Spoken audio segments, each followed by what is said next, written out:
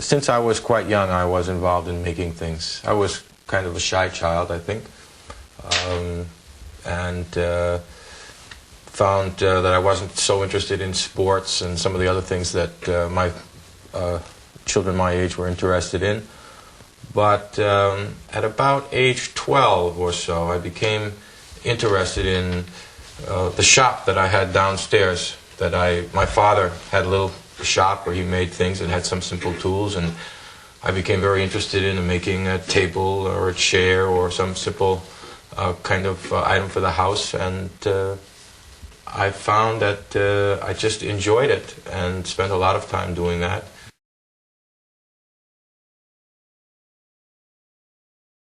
I think it's been a tremendous advantage for me not to be a musician, because it gives me a much bigger view of what a guitar can be. If I had started to play the guitar when I was 12 years old, and I had my Fender or Gibson, and I had spent countless hours and learned to love the instrument, then how would I be able to imagine something different? When I first looked at a guitar, or when the idea of designing a bass was first brought to me, I had a completely fresh outlook. And I said, well, why is this and why is that? And you know, most of the time I got very poor answers. A lot of the things that are accepted on a bass or guitar really don't make a whole lot of sense. And so it was the kind of freedom of thinking that comes from having a fresh outlook, I think, has helped me a great deal. The reason that I wanted to sell the company harks back to the fact that originally my idea was to sell my designs, not to start a company. Many people found it hard to understand that I would want to sell this company that had my name and which was successful. But the fact of the matter is that to run a company is a full-time occupation, and I'm a designer. This violin is a project that I started thinking about some 10 years ago.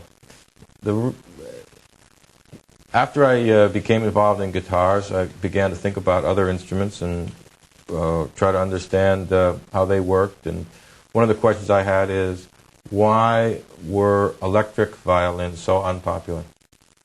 Here, electric guitars were dominating the guitar market, and electric violins hardly existed.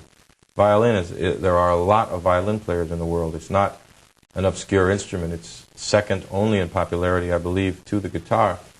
So I asked people, violinists, what was going on? Why were there so few electric violins? And one of the main answers I got was that they're too heavy.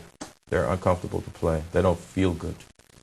Well, an instrument like this is supported by your chin and your shoulder.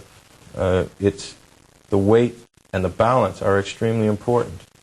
I realized right away that a similar, although for somewhat different reasons, a similar situation existed on a violin, that weight out here